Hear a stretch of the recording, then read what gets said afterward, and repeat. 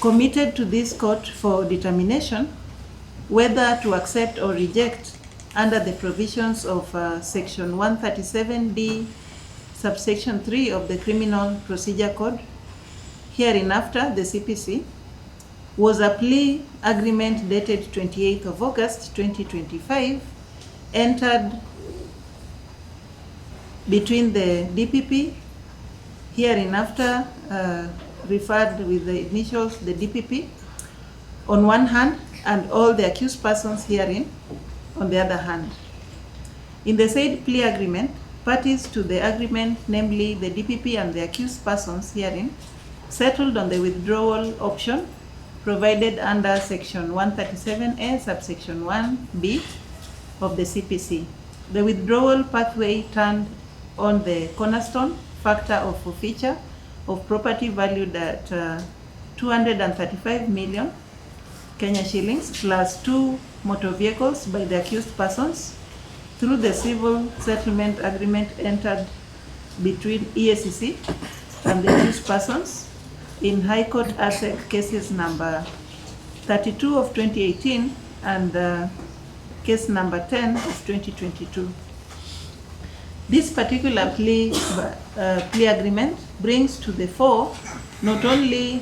the petulant but pertinent question of withdrawal envisaged under Section 137A, subsection 1B of the CPC, but also from the administration of justice perspective, the ever dicey interplay between civil and criminal anti-corruption tools, and in particular, the interface between the civil versus criminal forfeiture pursued by EACC through alternative forms of dispute resolution as envisaged by Article 159, Article 2C of the Constitution. Like was the case here, the forfeiture can constitute a pivotal or cornerstone factor in determining the pathway to take in plea bargaining in certain circumstances. In this judgment, therefore, this court pronounced itself on the legality test applied to interrogate such agreements, dichotomize into procedural formalities, legality test, and substantive legality test as follows. A, whether the plea agreement has surmounted the procedural / formalities legality test. Under this broad question, there are 5 specific derivative questions as follows. 1, whether EACC has local standing to challenge legality of the subject plea agreement. 2, who are the proper parties of a plea agreement, reposed with the right to execute an enforceable plea agreement. End of quote. Under this principle,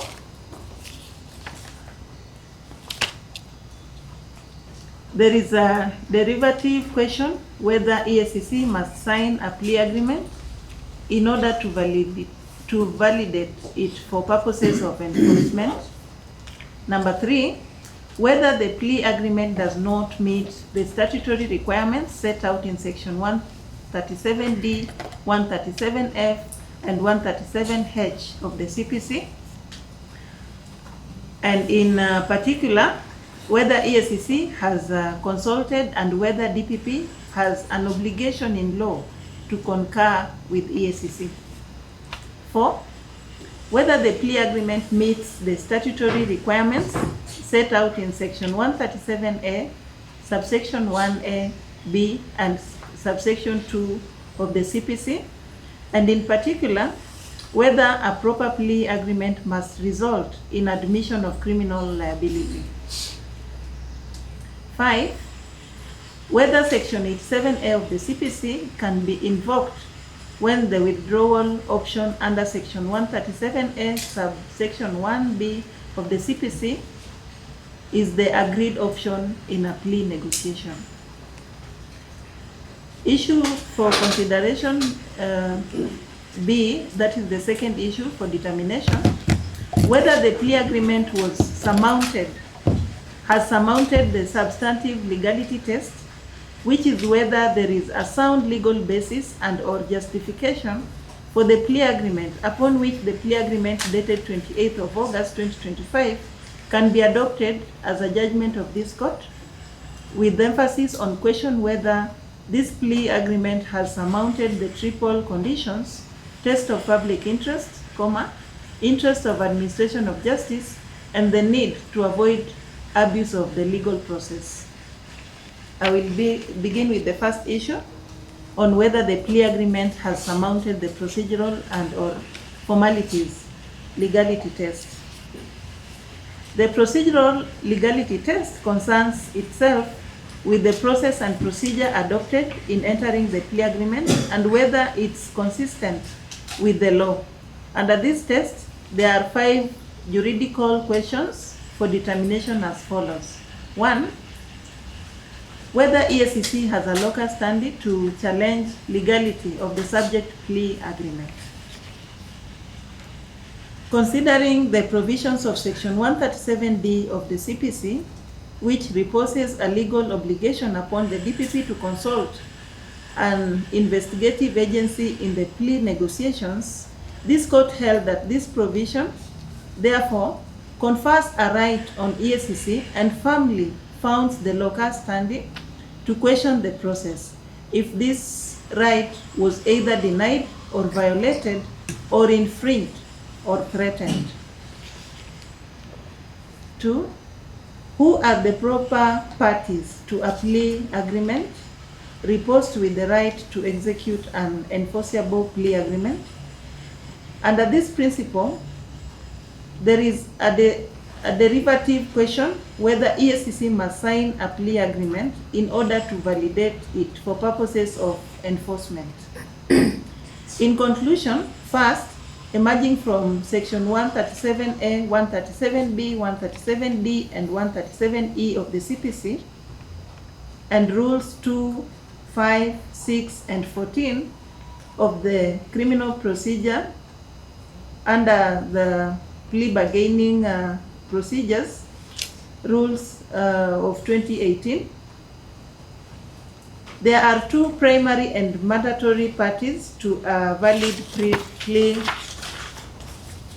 agreement, namely the DPP on one hand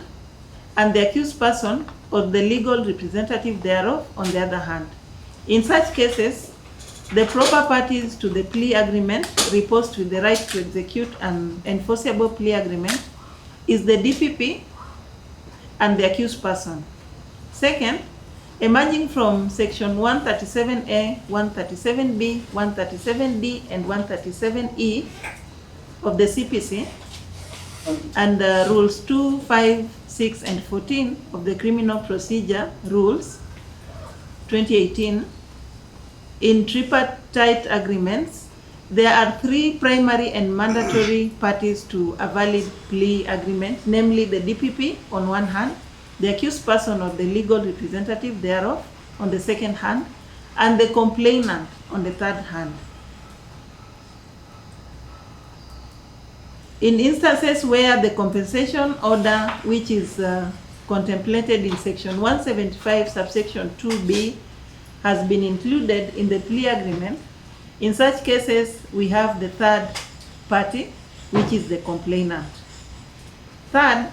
gathering from the said provisions, it can be discerned that whereas execution of a plea agreement by an investigator is not a mandatory requirement, consultation with the investigator during the negotiations leading to the plea agreement is a mandatory requirement of the law, the irreducible minimum. Fourth and finally,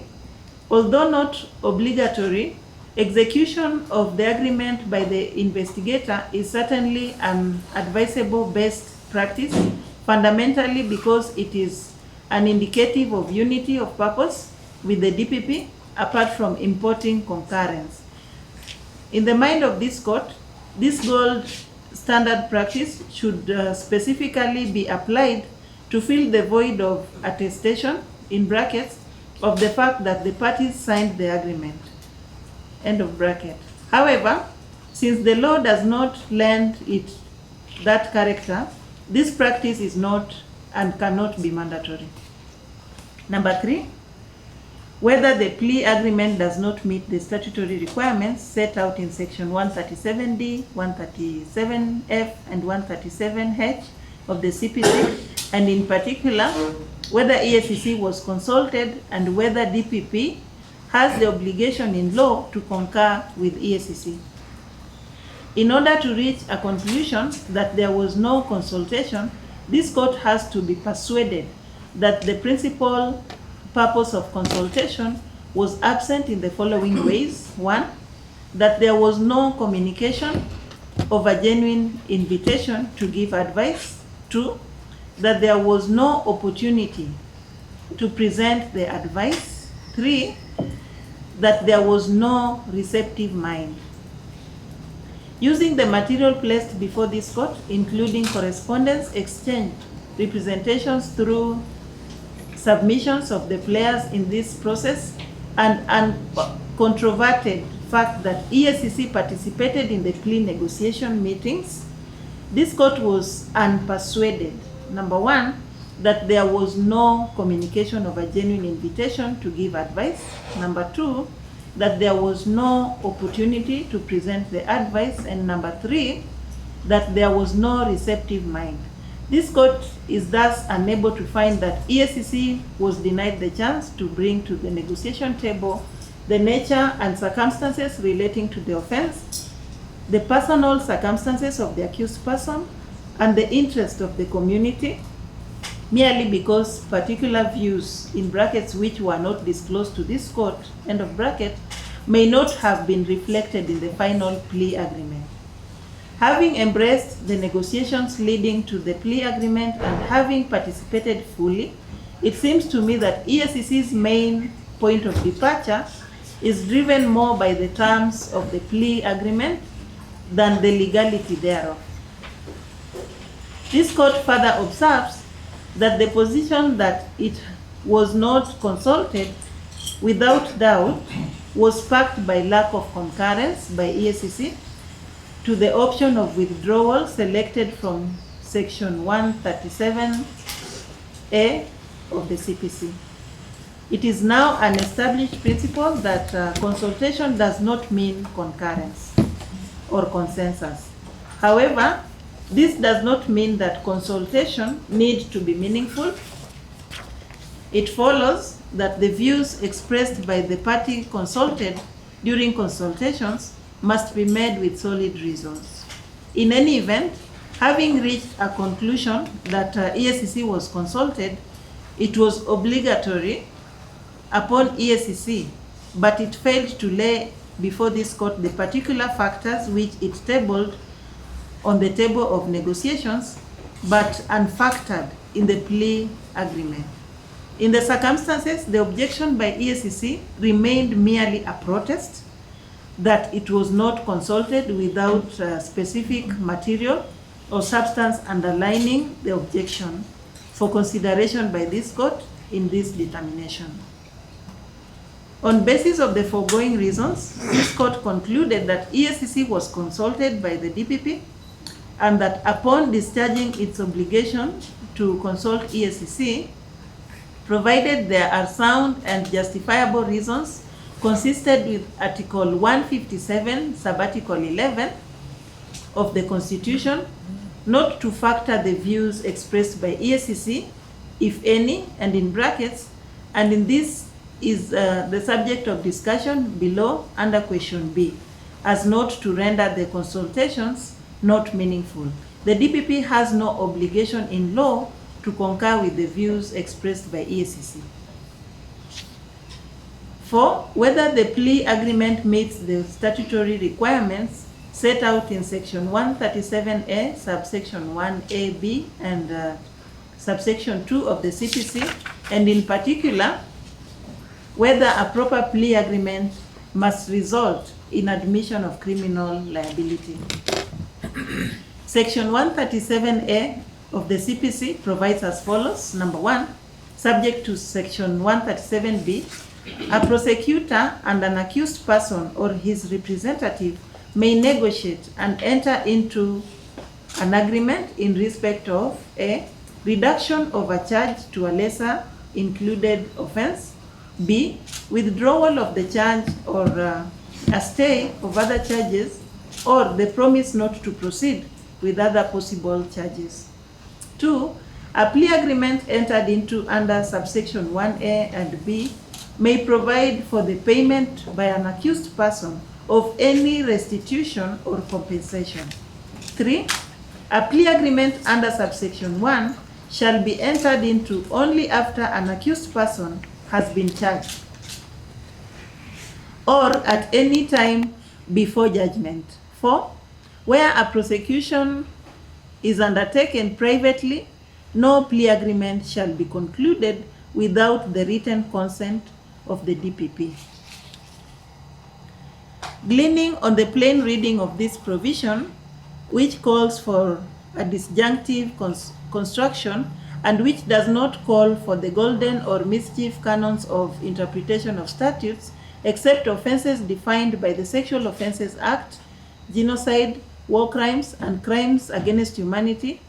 the law reposes discretionary power upon DPP to negotiate and enter into a plea agreement with an accused person in respect of, number 1, reduction of a charge to a lesser included offense. 2, withdrawal of the charge. 3, stay of other charges or the promise not to proceed with other possible charges, provided the agreement surmounts certain established constitutional, statutory, and decisional law principles, tests, and thresholds, which will be discussed under Section B herein. This court thus entered a finding that the thesis advanced by EACC that a proper plea agreement must result in admission of criminal liability and fortified by law, and that if it were so, nothing would have been easier for Parliament than to say so. Certainly, there are circumstances consistent with Article 157, Subarticle 11, which necessarily benefit the option of withdrawal under Section 137A, subsection 1B of the CPC. 5.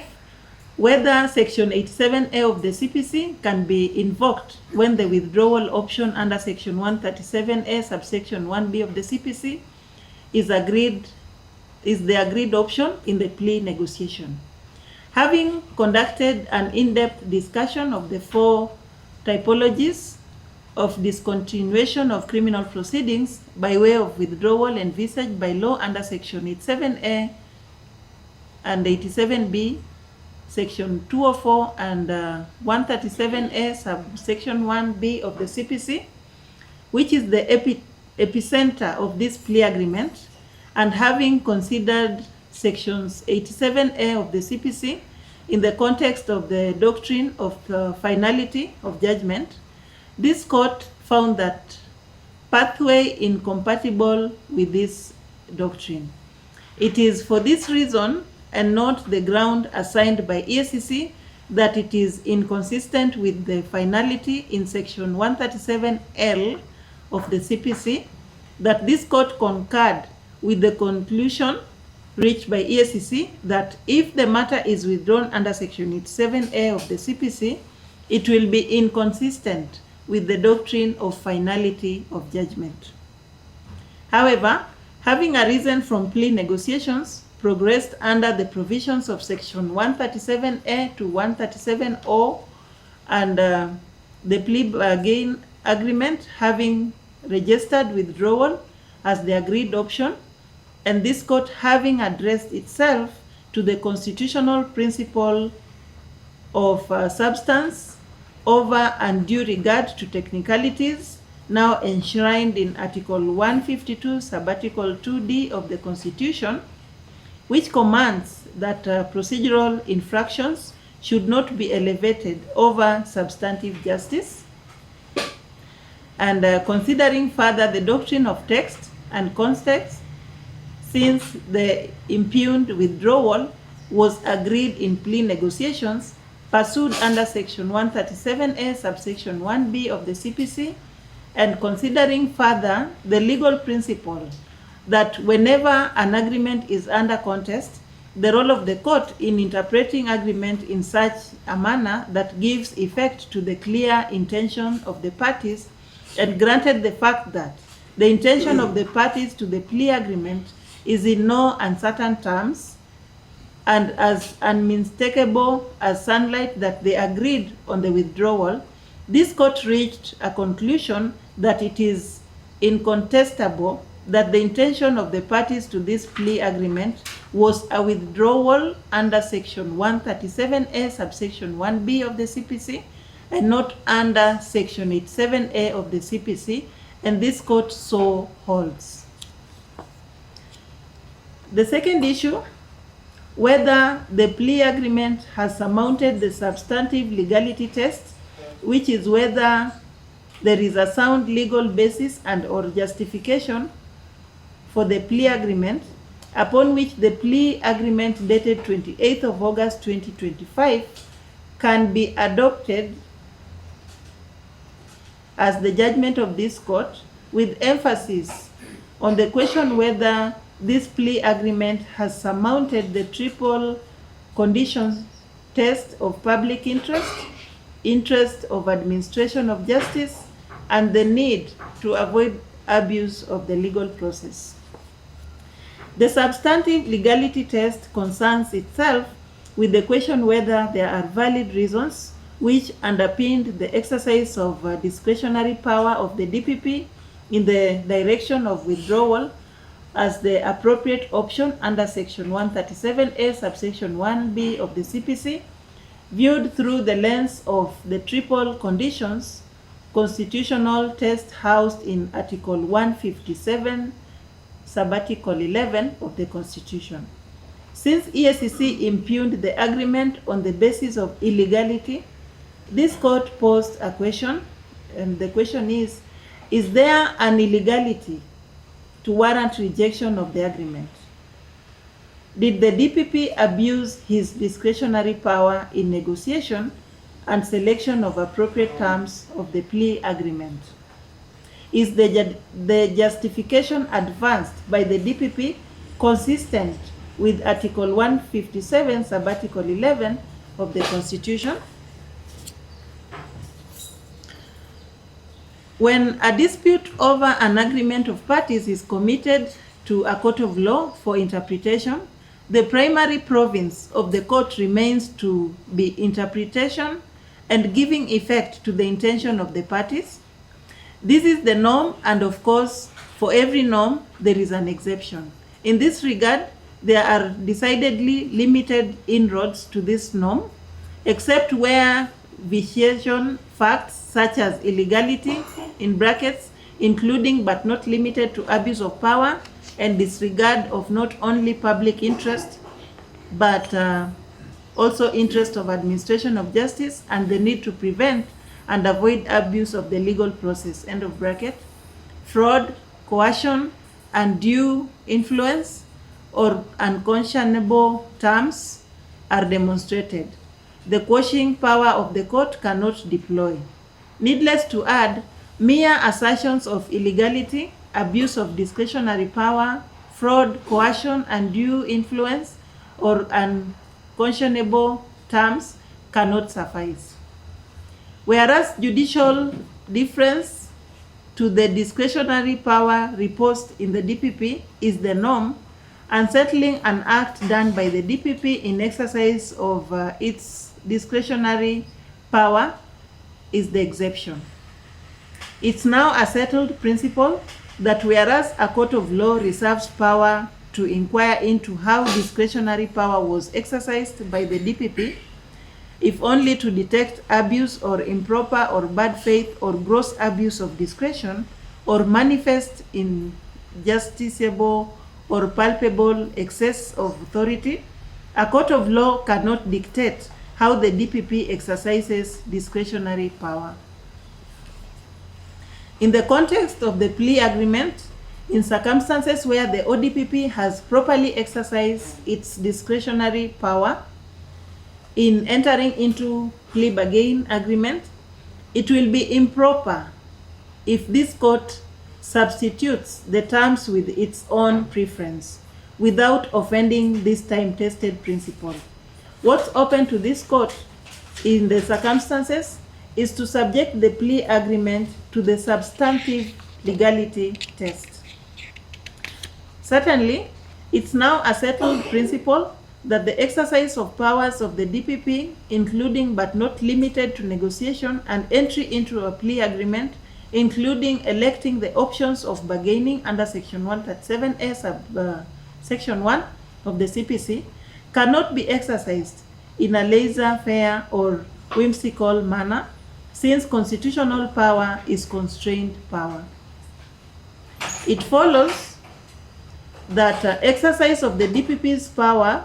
must surmount the triple test under Article 157, Sub-Article 11 of the Constitution. Accordingly, the test upon which acceptance or rejection of this plea agreement application turns is whether the reason or reasons advanced surmount the triple test resident in Article 157, Sub-Article 11 of the Constitution. The inventory of grounds upon which the DPP can exercise his power to discontinue criminal proceedings under pursuant to Article 157 of the Constitution and Section 137A Section 1B of the CPC has never and cannot possibly close any time soon, since the obligation reposed upon a court to develop the law under Article 259 of the Constitution does not envisage closure, provided that the ground or grounds advanced surmount the said triple test under Article 157, Sub-Article 11 of the Constitution.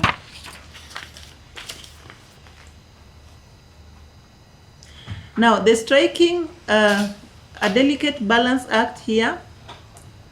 One, this particular plea agreement brings to the fore not only the petulant but pertinent question of withdrawal envisaged under Section 137A subsection 1B of the CPC, but also from the administration of justice perspective, the ever dicey interplay between civil and criminal anti-corruption tools, and in particular, the interface between the civil versus criminal forfeiture, and whether once a civil forfeiture has been successfully pursued by EACC through alternative forms of dispute resolution as envisaged by Article 159(2)(c) of the Constitution, like was in the case here. The forfeiture can constitute a pivotal or cornerstone factor in determining the pathway to take in plea bargaining in certain circumstances. 2, it then became incumbent upon the court to interrogate the specific grounds assigned by the DPP in the plea bargain agreement to fortify the decision to elect plea bargaining by discontinuation of all the charges permissible under Section 137A, subsection 1B of the CPC. The court then posed a determinative question: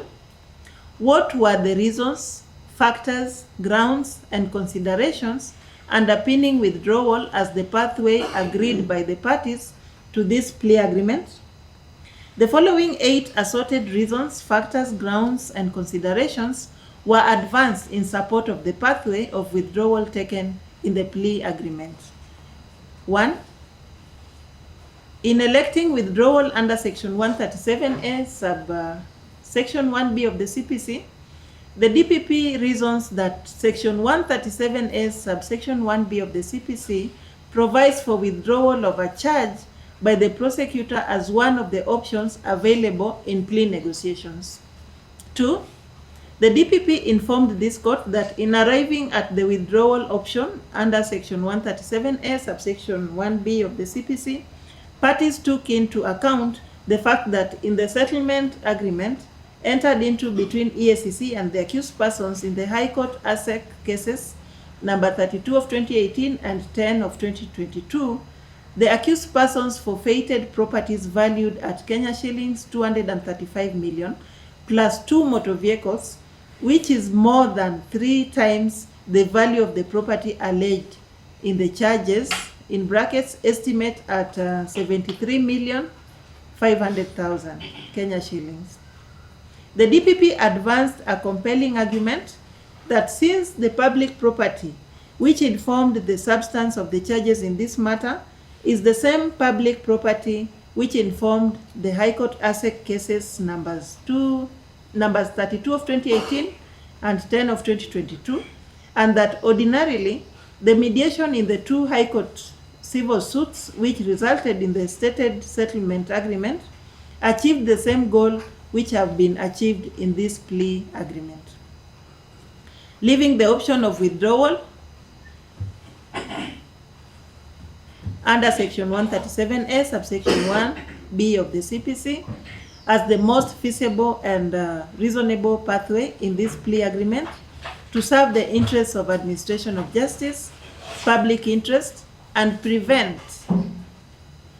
abuse of the court process. The DPP adds that compromise terms in plea agreement would have been the same terms which were set out in the civil settlement agreement, but for the fact that the civil settlement agreement preceded the plea agreement, bearing a consequential effect upon the plea agreement, which made it possible to set and repeat the same terms of the civil settlement agreement in the plea agreement without offending the principle of double jeopardy. In this connection, the DPP without offending the principle of double jeopardy, the DPP urges that having taken into account the provisions of Article 157, Subarticle 11 of the Constitution, the circumstances surrounding previous civil and present criminal negotiations, it was deemed in the interest of administration of justice, public interest, and prevention of abuse of the legal process to elect withdrawal of the charges as the most reasonable pathway in the plea bargaining negotiations. 3. The DPP contends that the correspondence between EACC, investigator, and the defense team in the run-up to the settlement agreement in the High Court cases number 32 of 2018 and 10 of 2022 reveals that the criminal case herein was included in the negotiations. 4. The accused persons contend that in their correspondence leading to the settlement agreement in the High Court cases number 32 of 2018 and number 10 of 2022, their request for negotiations not only spoke to the said civil cases, but also to this criminal case. 5. The DPP and the accused persons thus urge the court to find that the accused persons, having forfeited the stated property valued at Kenya shillings 235 million and 2 motor vehicles, which is more than 3 times the value of the property alleged in the charges, in an effort to settle both the civil and the criminal cases against them, this court should find that the said restitution serves the interest of justice as opposed to embarking on a long and cumbersome trial that might end up with no conviction. The DPP in particular urges this court to find that the plea agreement sits on all fours of the provisions of Section 137A to Section 137O of the CPC and Article 157, Subarticle 11 of the Constitution, advancing that the DPP exercised his powers within the ambits of Article 157 of the Constitution after consulting with the investigative agency, the investigation officer, and taking into consideration that the accused persons had already acquiesced or to having the property of more than 3 times the amount in the charges forfeited to the state in the High Court civil cases. 6. Regarding the need to prevent and avoid abuse of the legal process, it is argued by the accused persons that it is closely related to the interest of administration of justice, and that in the Australian decision, namely Jago versus District Court of NSW and others, in brackets 1989, HCA 46, which was adopted by Justice Odunga, as he then was, in Republic versus DPP and EACC, ex parte Chamanlal, Vrajlal Kamani, Deepak Chamanlal Kamani, and Rashmi Chamanlal Kamani, Judicial Review Application number 78 of 2015, the court stated as follows: an abuse of process occurs when the process of the court is put in motion for a purpose which, in the eye of the law, it is not intended to serve, or when the process is incapable of serving the purpose it is intended to serve. End of quote. In this connection, it is argued that whereas the institution of legal proceedings against the accused persons herein for suspected criminal activities cannot in itself be termed as an abuse of the legal process, the attendant processes might constitute an abuse, and that since the institution of the legal proceedings, circumstances have fundamentally changed, occasioned by the High Court ASEC cases number 32 of 2018 and 10 of 2022, settlement agreement where the accused persons forfeited properties valued at Kenya shillings 235 million plus 2 motor vehicles, which is more than 3 times the value of the property alleged in the charges, in brackets estimate of 73,500,000, making the continuation thereof to be an abuse of the legal process. It is argued that subjecting the accused persons to further prosecution defeats the whole purpose of the restitution, and furthermore, one cannot be faulted for perceiving an ulterior motive in further prosecution, given that more of the court's time and resources will be spent, whereas the objectives of the criminal justice system in this particular instance have already been achieved through the restitution. Citing the case of Kuria and 3 others versus the Attorney General, in brackets 2002, where it was held, and I quote, the court has power and indeed the duty to prohibit the continuation of the criminal prosecution if extraneous matters divorced from the goals of justice guide their institution. End of quote. 7. Regarding the question whether the withdrawal is in public interest, it is submitted that the decision by the DPP to have a plea bargain agreement withdrawing the cases against the accused persons seeks further to safeguard the public interest, arguing that this case has been before the court for 6 years, with only one witness giving his evidence in chief, and its continued prosecution consumes public funds and judicial time, which should all be zealously guarded. Citing the reasoning of Justice Mutava in Republic versus the Attorney General and 3 others, Patni ex parte, in brackets 2013, where it was stated, and I quote, indeed, I am gratified to note that although my judgment has been arrived at purely on the basis of analysis of facts, evidence, and the law, the conclusion reached echoes opinions already made public by commentators who have raised concerns as to the cost and time implications and inordinate delay in getting old graft cases finalized. In a headline report published in brackets the Standard newspaper of the 11th day of July 2011, the Chief Justice of the Republic of Kenya, Dr. Willy Mutunga, was reported to have said, and I quote, we are either serious, and in brackets, an old graft cases, or count our losses, drop them and stop throwing good money after bad. KACC should initiate public discussions and seek national consensus. End of quote. In the same newspaper, the then KACC director, Dr. Patrick Lumumba, was quoted as stating, and I quote, all corruption cases must be finalized. Golden bag cases are in court. We will not be prisoners of our past, but the rear view mirror will be in us. End of quote.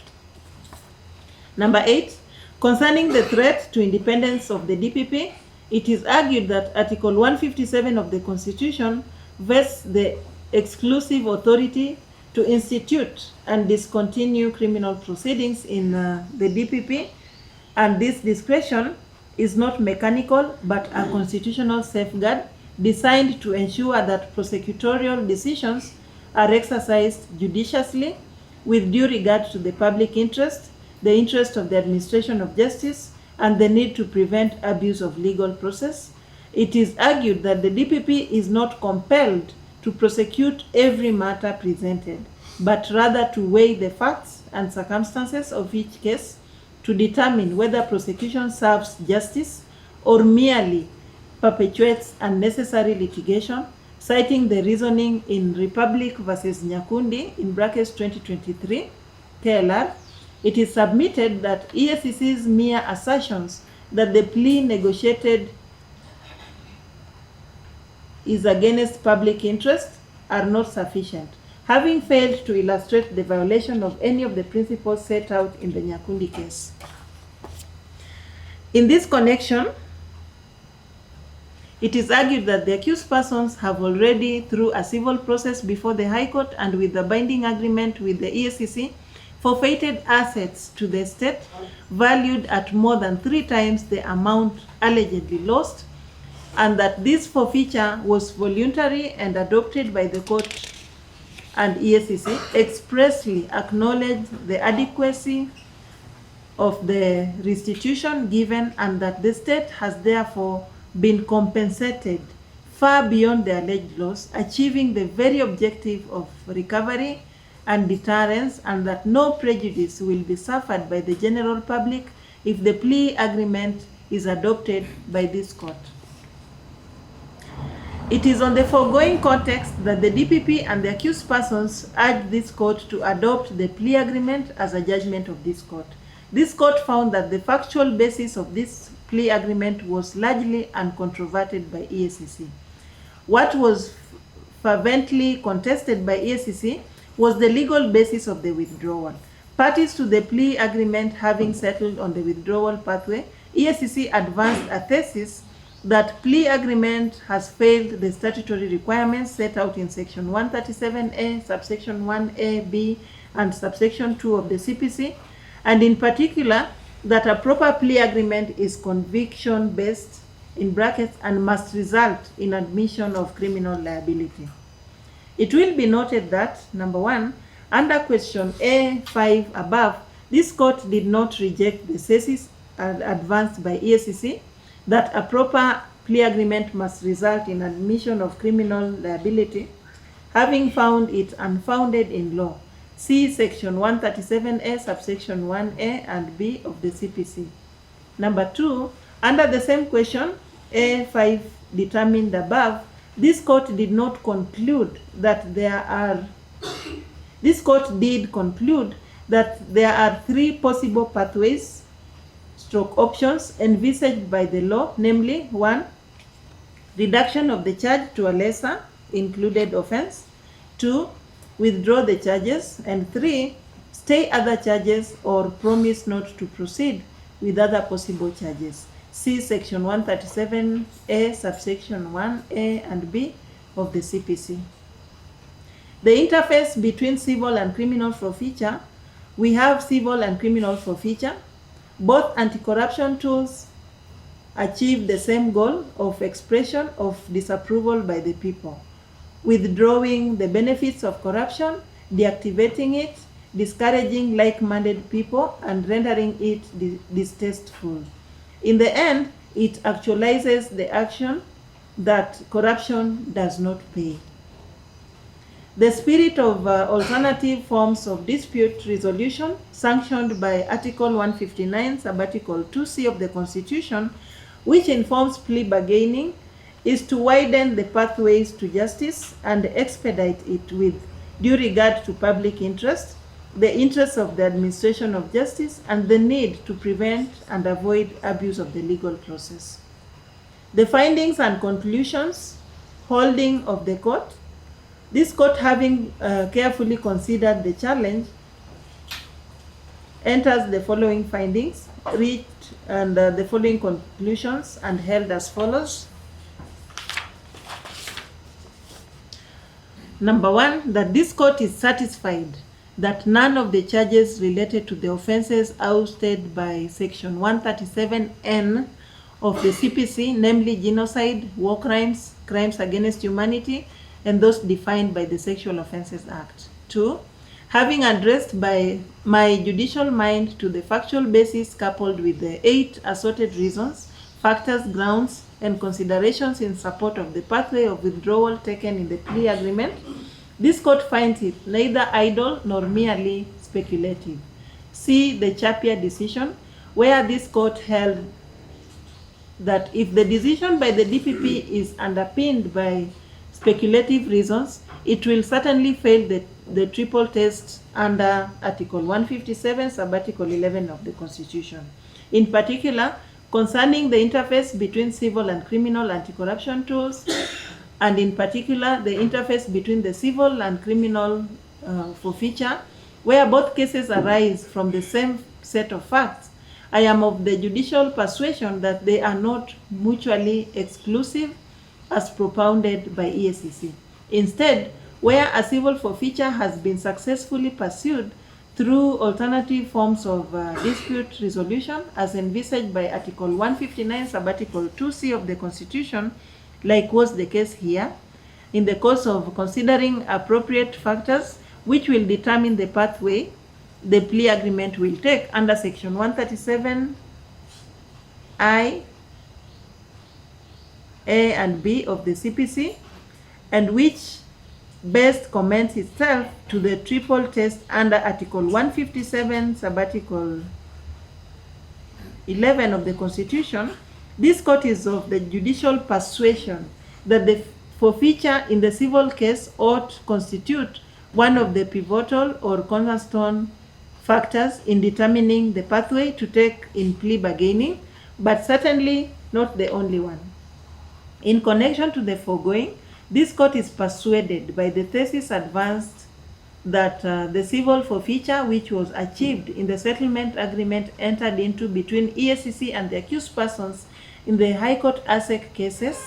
numbers 32 of 2018 and 10 of 2022, where the accused persons forfeited properties valued at Kenya shillings 235 million plus 2 motor vehicles, would have as well been achieved in the criminal proceedings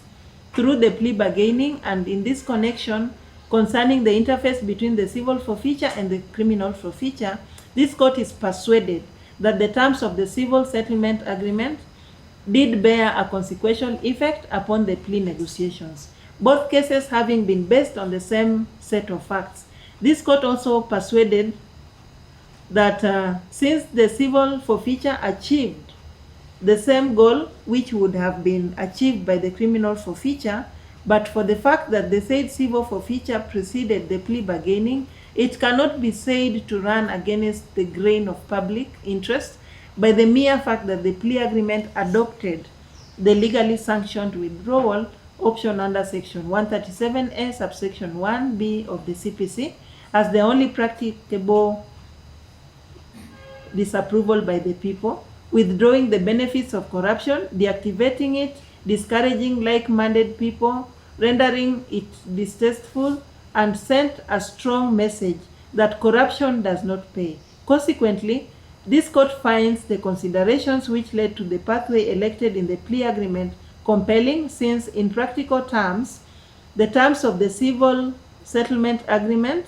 did bear a consequential effect upon the plea negotiations, both cases having been based on the same set of facts. Number 3,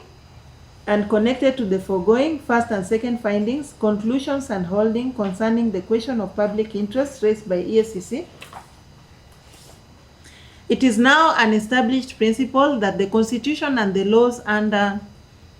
thereunder embody public interest, and acts progressed in compatibility with the Constitution and the laws thereunder are in themselves in public interest. This plea agreement was pursued under Article 159, Sub-Article 2C of the Constitution and Section 137A, Subsection 1B of the CPC. it follows that if an act is progressed in compatibility with the Constitution and the laws thereunder, it cannot be deemed to have offended the public interest. It follows that the mere reason that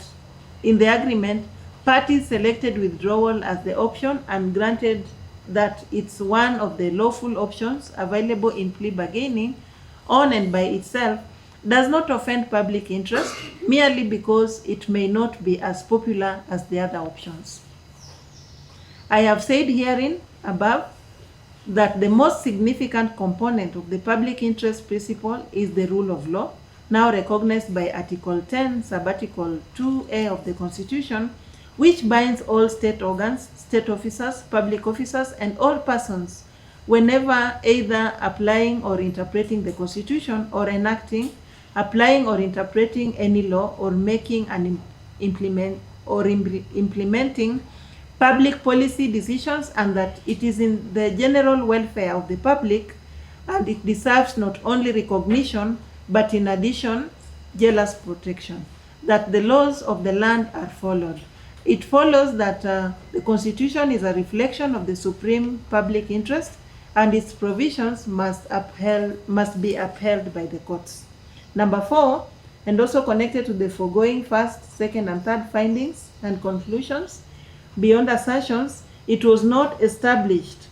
or demonstrated or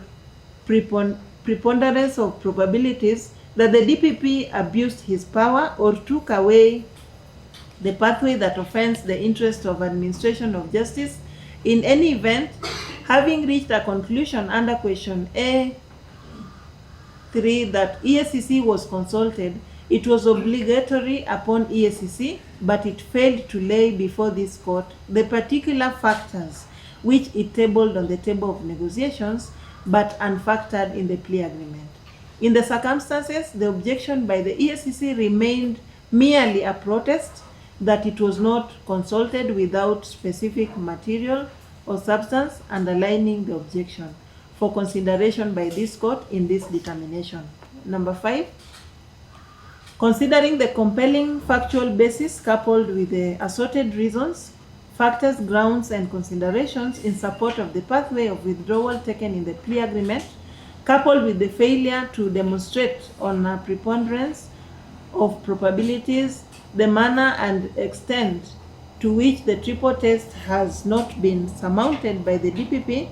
and considering further that the terms of the civil agreement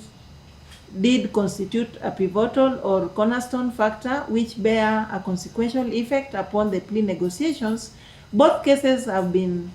based on the same set of facts. This court has found difficulties to find that there is abuse of power by the DPP as to fault the pathway taken. In the premise, this court was persuaded on a preponderance of probabilities that the exercise has passed the triple test. Ultimately, this court concluded that the plea agreement has surmounted the substantive legal test, in brackets, which is that there is a sound legal basis and or justification for the plea agreement upon which it can be adopted as a judgment of this court, and in particular, the agreement has surmounted the triple condition test of public interest, interest of administration of justice, and the need to avoid abuse of the legal process.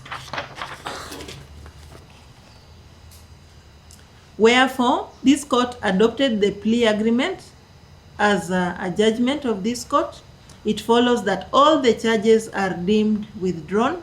against all the accused persons under Section 137A, subsection 1 of the 1B of the Criminal Procedure Code. That is the end of the judgment, and those are the orders of the court.